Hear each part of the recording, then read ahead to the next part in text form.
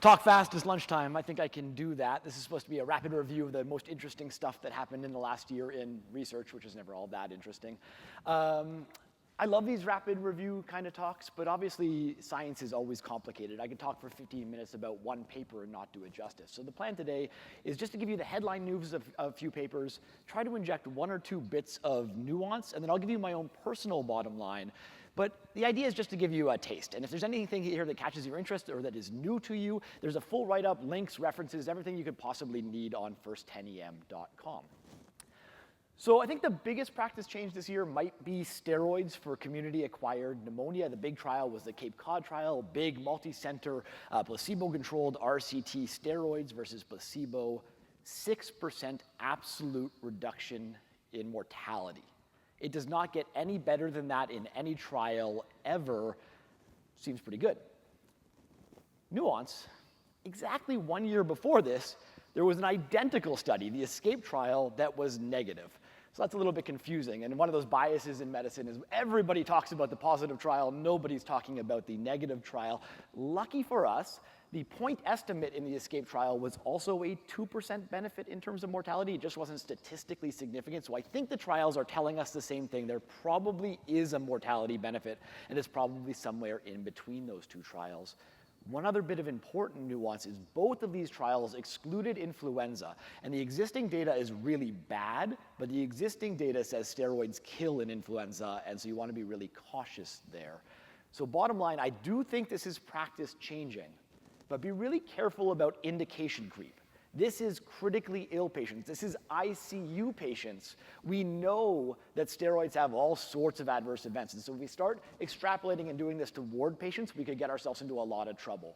But I've changed my practice for steroids for community-acquired pneumonia in ICU patients. Just be very careful about influenza. The other big infectious disease trial last year was the CLOVERS trial. There's always been a question in sepsis. How much fluids do we actually need to give these patients? This one, it took patients who needed some extra pressure support, who had poor perfusion, and randomized them either to get boluses of fluid or just early vasopressors. And the headline news is no difference. There's nothing happened. So hard to say it's really practice changing. There's a lot of arguments about this paper. People love both sides of this paper. I think there's one bit of nuance that matters for your clinical practice. And that's that I'm always worried that the monitoring that happens in research studies is very different than what we do in the hospital. And that doesn't matter in the vasopressor group because they're all going to the ICU. But the big mistake that we make in sepsis is we give that elderly lady a little bolus, she looks better, and so we send her to the ward.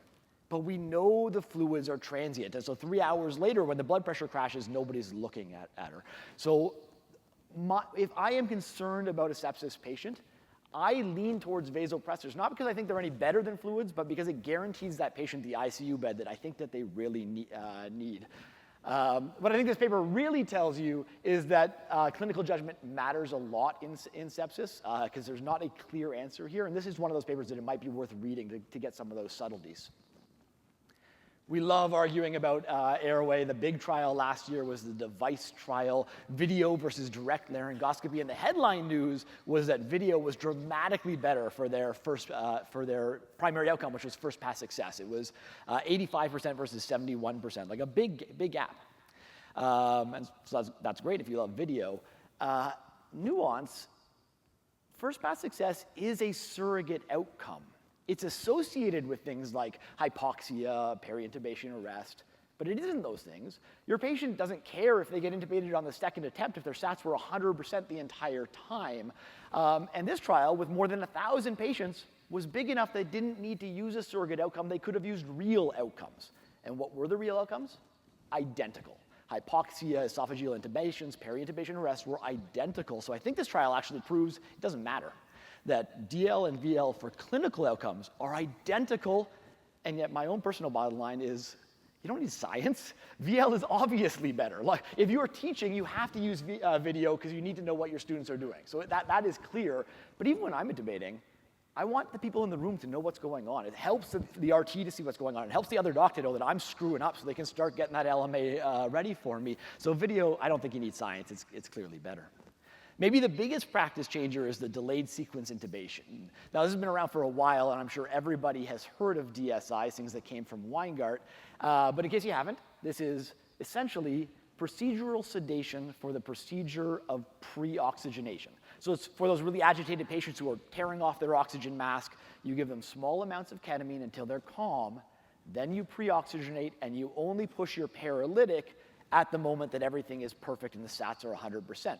And so this year we got a RCT, our first ever RCT, adult trauma patients comparing RSI to DSI, and DSI was dramatically better. First pass success was better, peri-intubation hypoxia was better, it just looked better. Now, this is a single center unblinded trial, so we can temper our expectations here a little bit. But actually, I think the biggest piece of nuance in this trial is that they used it in the wrong population. They used it in every single trauma patient, but this is designed only for those agitated patients. And so if there's a benefit in everybody, when most people don't need this specialized procedure, you can expect that maybe the benefit's even bigger in those truly agitated patients. And so even though I generally will tell you, don't change practice based off single center unblinded trials, this is the best data that we have. And honestly, you don't have to do this that many times. To take that resus room from being chaotic, given a little ketamine and have everything calm, to realize that the intubation is clearly going to be much easier. So I'm a pretty big fan of DSI, but it won't take a lot to overturn this. Another really low quality paper, but one that I think is going to change my practice. Keppra has become the go-to drug in status epilepticus. We could debate that if you want, but it's a perfectly fine option for sure. But the problem is it is still given as an infusion. It's a little bit faster than a dilantin infusion, but the standard dose is in a mini bag over 15 minutes. That's how it's given. And in a critically ill status epilepticus patient, 15 minutes is a long time. But apparently, from the manufacturer, there is a lot of data that it's perfectly fine to give Keppra as a push. And so one center in the States said, fine, let's just do it. They made it their protocol. Every dose of Keppra was given as an undiluted push. And so this paper is just single center prospective observational trial. They tell us their results. They were looking at adverse events. When you do a trial like this, you have to look at like a very broad definition of adverse events. They still only happen in 5% of patients, so sounds pretty safe. Only 5 had what they considered a significant adverse event. And the bit of nuance here is, let's start, it's a single center trial. Like this does not prove that Keppra is safe, but we don't have a control group. So all of these adverse events might just be because the patient is actively seizing and have nothing to do with the drug at all. So this is like the maximum amount of adverse effects you could expect from push dose Keppra. My bottom line, I do think that this is potentially practice changing, but I think you got to recognize there are very different categories of seizure patients. So if I have a patient who is actively tonic-clonic seizures at the 6-minute, 7-minute, 8-minute mark, I'm pushing Keppra from now on. This paper has changed my practice.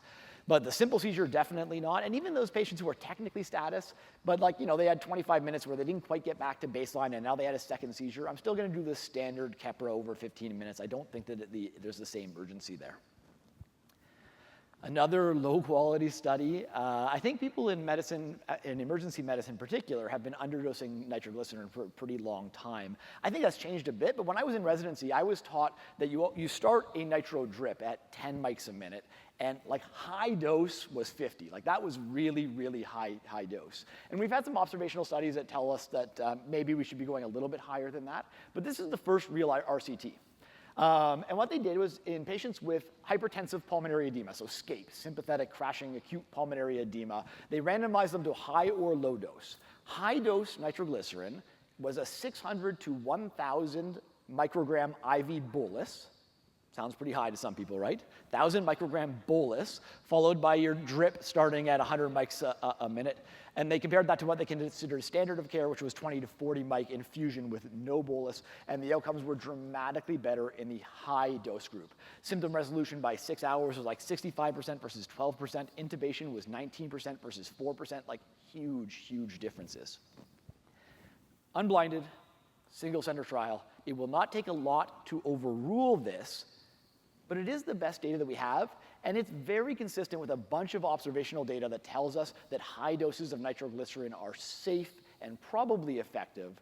So I do think that until we see better data, this is practice changing. When you have that SCAPE patient, you start at higher doses. Now, clinically speaking, I tend to avoid the IV bolus still only because the patient generally doesn't have an IV or just takes time to get nitro out. So the way I do this is I grab the nitro spray still and give 3 or 4 sprays under the tongue. So like a 1,200 microgram sublingual bolus, get the BiPAP mask on, and then I start my infusion at 100 mics a minute, and so that's how I operationalize this myself. This one can probably also go pretty quick, because hopefully everybody knows this by now in this room, that the struggle is the people who aren't in this room, but CT contrast does not hurt kidneys. We know this for sure. But it's such an important topic that affects all of our lives that I thought I'd give you one more paper. And this paper is probably the most important that's been published, because it looks at exactly the patients that we care about, exactly the patients that we get stupid phone calls about, we have to sign stupid consent forms for. It's emergency department patients with acute kidney injury. So everybody in this trial had to have at least a 50% bump in their creatinine above their baseline. They're all emergency department patients. And then they did a propensity matched trial, 15,000 patients in this trial, comparing patients who got contrast to those who didn't, and the odds ratio was exactly 1. There was exactly no difference in renal outcomes, whether you got contrast or not. No differences in dialysis. Contrast does not hurt kidneys. I don't actually think there's that much nuance to this. Yes, this isn't randomized data. A single observational trial can never prove to you that this is right. But this is not just a single observational trial. Every single trial ever done, we have hundreds of thousands of patients in these trials yet. Every single trial ever done with a control group shows exactly 0 renal outcomes from IV contrast. There are many reasons to be cautious about over-ordering CT scans, but IV and kidneys, or contrast in kidneys, is just not one of them. If you need contrast, just go ahead and give the contrast. If your radiologists are still giving you a hard time, I don't know. We have to introduce them to this concept of science. Last paper, again, low quality, but probably the most important paper of the entire year. We know this already. What happens when we make patients sleep overnight in the emergency department? But a pretty big trial last year, 97 emergency departments from France, a couple thousand patients. They focused on elderly patients, so everybody had to be over the age of 75, and they compared patients who went straight from the emergency department to the ward to those who just slept 1 night in the emergency department. Can you imagine having a healthcare system where you only slept 1 night in the emergency department, not like 3 or 4 or 5, like in our freaking emergency? Anyway, they compared them, and the outcomes were pretty clear. 5% absolute increase in mortality for sleeping 1 night in an emergency department. 5%. For every 20 patients who slept in the emergency department, 1 died. Now, this is observational data, right? So this is association, not causation. It's 1 trial, can't make conclusions, but we have decades of data. We know this is true, right? Emergency departments are wonderful places, but we're not designed to, and we're not trained to provide ongoing care to sick patients. That's just not our role. So the bottom line, look, Arun told us this morning that we should ignore the system. We should adjust our expectations. I'm going to tell you something a little bit different, I think, because this is happening right now across Canada with incredible outcomes for our patients. There is nothing that you do, nothing we're going to talk about in this conference that has a 5% change in mortality. This really, really matters. So as much as all of us, for our own mental health, would love to just go to work, put our heads down, and see the patients in front of us, I don't think we can afford to do that. We work in a system, and the system is having way bigger impacts on our patients than we are ourselves. 5% increase in mortality. It's not acceptable. So I don't think we have a choice. We have to advocate. We have to agitate. We have to yell and scream at the administrators and the politicians who accept, who ignore a system that allows sick human beings to sleep in hallways in the emergency department for days at a time. That's just unacceptable. It's embarrassing. It's disgusting. And it needs to stop. And that's where I'll stop.